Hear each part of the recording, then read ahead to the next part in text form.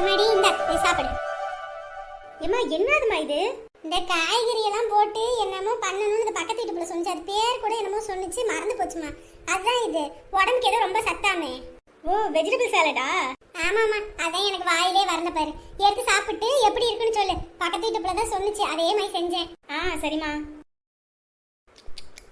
அம்மா உண்மையாவே சூப்பரா இருக்குமா? அப்படியாம்மா? எனக்காக சொல்றியா இல்ல உண்மையாவே நல்லா இருக்கா? அட உண்மையாதாம்மா. சரிம்மா சரிம்மா, நல்லா இருக்க, நீ நல்லா சாப்பிடு. ஏய் இந்தாடி, என்னடி பண்ணிக்கிட்டு இருக்க? நடு வீட்ல உட்கார்ந்துக்கிட்டு பார்த்தா தெரியலையா? சாப்பிட்டுட்டு இருக்கேன். ஐயே, தீட்ட வீட்டு முழுக்க ஒட்டி விட்டாலே. ஏடி குடிசைக்குள்ள இருக்கணும், நீ பாட்டுக்கு வந்து உட்கார்ந்துருக்க. என்னடி சாப்பிட்டுக்கிட்டு இருக்க? எங்க அம்மா காய்கறி போட்டு சாலட் செஞ்சு கொடுத்தாங்க, சாப்பிட்டுட்டு இருக்கேன். அவள ஏ பத்திரகாளி. என்னங்கத்த? ஏடி உனக்கு மண்டையில கிண்டையில அடிபட்டுருச்சா? என்ன நினைச்சிட்டு இருக்க நீ மனசுல? இங்க என்ன நடக்குது இங்க? முதல்ல இது வீடால வேற ஏதாவது நினைச்சுக்கிட்டியா? என்னங்கத்த இப்ப என்ன ஆச்சு? எதுக்கு இப்படி காலங்கத்துல விடுஞ்சோனே தாந்து குதிச்சிட்டு இருக்கீங்க? ஏடி வயசுக்கு வந்த புள்ள குடிசைக்குள்ள தானே உட்கார்ந்துருக்கணும். இப்படி வீடு முழுக்க வந்து உட்கார்ந்துகிட்டு இருக்காளே, தீட்டு வீடு முழுக்க ஒட்டிக்காதா? என்னடி நினைச்சிட்டு இருக்க நீ மனசுல? ஓ அவ்வளவுதானா? அப்ப காலையில என்ன நடந்துச்சுன்னு நீங்க கவனிக்கலையா? என்ன நடந்துச்சு? காலையில என் பிள்ளைக்கு எல்லாமே தீட்டெல்லாம் கழிச்சு எல்லாமே பண்ணி இப்ப வீட்டுக்குள்ளேயே விட்டுட்டேன். போதுமா? என்னடி சொல்ற? வீடு வலிக்கல, ஒண்ணும் பண்ணல. என்ன நினைச்சிட்டு இருக்க? 4 பேரை கூப்பிடல, வைக்கல. நீங்க தான் எதுக்குமே கையில இருந்து 10 பைசா செலவு பண்ண மாட்டேன்னு சொல்லிட்டீங்கல்ல. அப்புறம் நான் யாரை போய் கூப்பிடணும்? எதுக்கு போய் கூப்பிடணும்? என்னால முடிஞ்சதை என் பிள்ளைக்கு செஞ்சு நான் இதெல்லாம் பண்ணிட்டேன். ஐயோ, வீட்டுக்கே தோசத்தை இழுத்து விட்டுட்டாலே. இங்க பாருங்க, இதெல்லாம் ஒண்ணும் பெரிய விஷயம்லாம் கிடையாது. பெரிய தீட்டும் கிடையாது, பெரிய தோஷமும் கிடையாது. எல்லாமே கழிச்சு முடிச்சாச்சு, எல்லாம் வீட்டுக்குள்ள நுழைஞ்சாச்சு. இதுக்கு மேல என்ன? நீங்களும் ஒரு பொம்பளை பிள்ளைய பெத்தவங்க தான், அதை முதல்ல ஞாபகம் வச்சுக்கோங்க. என்னங்க நீ எங்க அம்மாவே எதிர்த்து பேசுறீங்க? அத்தியானி, நீ என் பிள்ளைக்கெல்லாம் நீ எதுவுமே பண்ணது கிடையாது, எதுக்கும் வந்தது கிடையாது. நீ எல்லாம் பேசுறதுக்கே ஒண்ணும் கிடையாது. அதனால நீ வாய் மூடிட்டு கம்முன்னு இருந்துக்க. அத்தை, உங்களுக்கும் தான் சும்மா என் விஷயத்துல தலையிட்டு இருக்காதீங்க. ஏய் இல்ல ஒரு நிமிஷம். அப்படி போடுமா, இப்பதாமா நீ சிங்க பெண்ணு. என்னங்க அத்தை? இங்கடி என்ன தலையில கால் முளைச்சு ஆடுறியா? ஒண்ணும் இல்லாத வீட்ல இருந்து வந்துட்டு என்ன ஆட்டம் காட்டிக்கிட்டு இருக்க எனக்கு? ஆமா, நான் ஒண்ணும் இல்லாதவனா. அதுக்கு என்ன பண்ணணும்? இல்ல என்ன பண்ணணும்னு கேக்குறேன். இங்க பாருடி, ஆட்டம் கட்டாத என்கிட்ட சொல்லிவிட்டேன். இதுதாம்மா உங்ககிட்ட நான் எதிர்பார்த்தது. நீங்க பாருங்க, சும்மா என்ன ஒண்ணும் இல்லாதவன்னு சொல்லாதீங்க. ஒண்ணும் இல்லாம வந்தேன். கடைசி காலத்துல போகும்போது ஒண்ணும் இல்லாம தான் போவேன். நீங்க மட்டும் என்ன எல்லாத்தையும் சுருட்டிக்கிட்டா போவீங்க? உங்ககிட்ட இருக்கிற நெத்தியில வைக்கிற 1 ரூபாய் காசை கூட எடுத்துட்டு தான் இங்க இருந்து விடுவாங்க. என்னமோ பெரிய இது மாதிரி பேசிட்டு இருக்கீங்க. இங்க பாருடி, என் பையன் வந்தா உன்னை என்ன பண்ணுவான்னு தெரியாது. தெரியுமில்ல என் பையன் அடி எப்படி இருக்குன்னு. இனிமேலாம் யாருக்கு நான் பயந்துகிட்டு நிக்கணும்ன்ற அவசியம் கிடையாது. இத்தனை வருஷம் இந்த வீட்டுக்காக மாடா உழைச்சிருக்கேன், அப்படி கஷ்டப்பட்டு வேலை செஞ்சிருக்கேன். நான் ஒன்னும் சும்மா ஒன்னும் திங்கல. காலையில எந்திரிச்சதுல இருந்து நைட்டு தூங்குற வரைக்கும் ஒரு நிமிஷம் கூட உட்காரத்துக்கு நேரம் இல்லாம வீட்டு வேலை செஞ்சுட்டு தான் நான் வந்து சாப்பிட்டுருக்கேன். என்னமோ ஒண்ணும் இல்லாதவ, ஒண்ணுத்துக்கு சீர் கொண்டு வரல, வைக்கல, அப்படி இப்படின்றீங்க. இந்த வீட்டுல நான் வேலை செஞ்சதுக்கு சம்பளம் கொடுக்கறதுக்கு கூட உங்களுக்கு எல்லாம் காசு பத்தாது, தெரியுங்களா?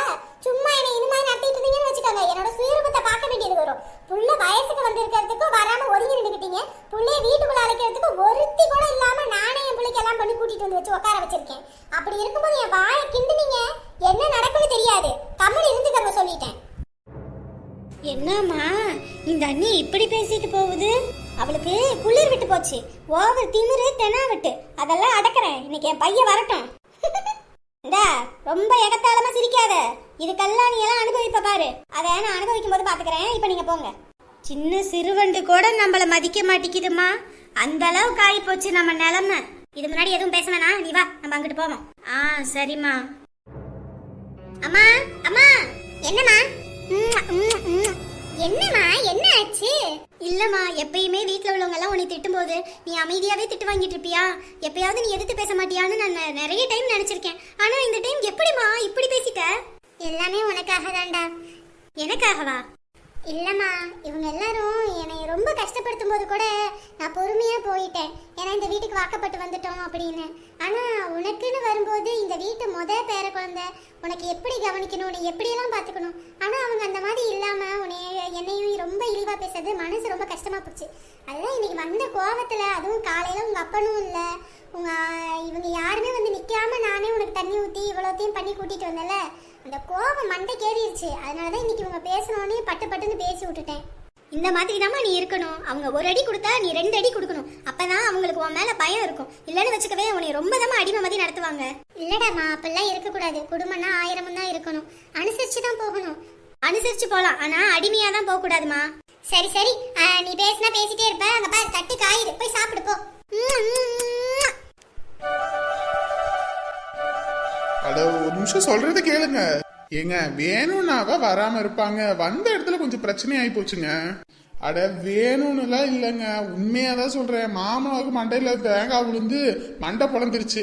அதனாலதான் என்ன பண்றது ஏது பண்றதுன்னு தெரியாம உட்காந்து பாத்துக்கிட்டு இருக்கேன். ஓ அர்ஜென்ட் வேலைங்களா? ஓ சரி சரி சரி, 2 ஃபைல் மட்டும் சப்மிட் பண்றதுக்கு இருக்கா? ஆ சரிங்க, அர்ஜென்ட் ஒர்க்னா நான் அப்படிங்க இருக்க முடியும், கிளம்பி வாரேன். அப்பாவோட சத்தம் கிட்டதான், ஆனா அப்பா எங்க இருக்காருன்னே தெரியலையே. எங்கிட்டு இருக்காரு? அட அந்த சார் லீவா? அடடா, சரி அப்ப நான் கிளம்பி வரேன். அட அப்பா மேலதான் நிக்கிறாரா? சரி மேல போவோம். ஓ ஓகே சார் ஓகே சார். இல்ல எப்படியும் நான் இப்ப வீட்டுல சொல்லிட்டு கிளம்புனேன்னா எப்படியும் ஒரு 4 மணிக்கெல்லாம் வந்துடுவேன். ஆமாங்க. வந்துட்டேன்னா நைட்டு கூட நான் முடிச்சு கொடுத்துருவேன், அது பிரச்சனை இல்ல. வீட்டுக்கு வந்தோடனே கூட நான் ஆபீஸ் வந்துடுவேன். ஓகேங்க நான் வந்துட்டு கூப்பிடுறேன். வைக்கிறேன். சப்பா, வேலைக்கு மட்டும் ஒரு நாள் லீவுன்னு சொல்லிட்டு வந்தோம்னா 2 நாள் 3 நாள் ஆயிடுச்சு.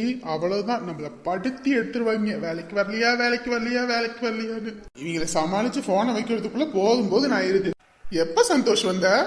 இல்லப்பா, உங்களை வீடு முழுக்க பார்த்தேன், ஆளை காணமேன்னு சொல்லிட்டு தான் சரி என்ன பண்றாருன்னு பார்த்தேன். நீங்க மேல நின்றுட்டு இருந்தீங்க. என்னப்பா என்னாச்சு? எல்லாம் ஆபீஸ்ல வேலை செய்யற கொலீக்ஸ் தான். வேலைக்கு வரலையா, அர்ஜென்ட் ஒர்க், ஃபைல்ல சப்மிட் பண்ணணும் அப்படி இப்படின்னாங்க. அதான் என்ன பண்றதுன்னு தெரியல. இப்போ ஊருக்கு போறேன்னு சொன்னா உங்க அம்மா வேற ஆட்டம் கட்டுவா. எங்க அப்பாவுக்கு இப்படி இருக்குது, எங்க அப்பா விட்டுட்டு உங்களுக்கு வேலை தான் முக்கியமானுவா. அதான் என்ன பண்றதுன்னு ஒன்னும் தெரியாம முழிச்சுக்கிட்டு நிக்கிறேன். அப்பா இங்கதான் தாத்தாவை பக்கத்துக்கு பாட்டியும் இருக்காங்க, போதாத குறிக்கும் அம்மாவும் இருக்காங்க. போதாதா எல்லாரும் இருந்துட்டு என்ன பண்ண போறோம்? என்ன சந்தோஷம் சொல்ற? என்னதான் இருந்தாலும் மாமனாரு, வீட்டுக்கு மூத்தவர், அவருக்கு ஒண்ணுன்னா நம்ம நிக்கணும்ல. ஏன்பா நான் இப்படி கேக்குறேன்னு தப்பா நினைச்சுக்காதீங்க. சொல்லுப்பா. இதே மாதிரி நம்ம அப்பாயும் ஒரு நாள் உடம்பு சரியில்லாம இருந்தாங்க. அப்ப நீங்க வேலைக்கு தானே போனீங்க, அவங்கள அப்படியே விட்டுட்டு. போதாத வரைக்கும் அம்மாவும் இங்க வந்துட்டாங்க என்னை கூட்டிக்கிட்டு. அவங்க அப்ப எவ்வளவு கஷ்டப்பட்டிருப்பாங்க. இவங்களுக்கு எல்லாமே இருக்கு, அவங்களுக்கு எதுவுமே இல்ல, யாருமே பக்கத்துல இல்ல. நீங்க அப்ப யோசிக்கல, இப்ப மட்டும் ஏப்பா யோசிக்கிறீங்க? இல்ல சந்தோஷ், அப்ப யோசிக்காம விட்டுட்டேன். இப்போ மனசு கஷ்டமா இருக்கு. இல்லப்பா, நான் உங்களை மனசு கஷ்டப்படுத்த வைக்கணும்ன்றதுக்காக நான் சொல்லல. இதை நான் என் ஒய்ஃப் பேச்சு கேட்டுட்டு அவங்க அப்பா அம்மாவை பார்த்து உங்களையும் அம்மாவையும் பார்க்காம இருந்தா உங்களுக்கு எவ்வளவு கஷ்டமா இருக்கும். அதே மாதிரி தானே அன்னைக்கு அப்பாயும் ஃபீல் பண்ணியிருப்பாங்க. புரியுதுப்பா. சரிப்பா, நானும் உங்ககிட்ட ஒரு விஷயம் சொன்னேன், அதை பத்தி நீங்களும் மறந்துட்டீங்க தாத்தாவுக்கு அடிப்பட்டதுல. என்னதுப்பா? இல்லப்பா, நான் சொன்னேன்ல அத்தை வீட்டுக்கு என்னால முடிஞ்சதே ஏதாவது நான் செய்யணும் அப்படின்னு. அதனால இப்ப நீங்களும் கிளம்புனீங்கன்னா நானும் என்னால முடிஞ்சதை உங்களுக்கு செய்யணும் இல்ல. ஏன்னா இப்பதான் அம்மா அங்க இல்ல, அங்க இருந்தாதான் இதெல்லாம் தெரியறதுக்கு வாய்ப்பு. அம்மா இங்க இருக்கிற போது ஒரு பிரச்சனையும் இல்ல, அதுக்குதான்ப்பா சொல்றேன். அப்படின்னு சொல்றியா? ஆமாப்பா, இதுவும் பண்ணி ஆகணும்ல. சரி அப்ப நீ என் கூட வரியா? 2 பேரும் போலாம்ப்பா. சரி வா, அப்ப கீழே போயிட்டு அவங்க கிட்ட சொல்லிட்டு கிளம்பலாம். சரிங்கப்பா.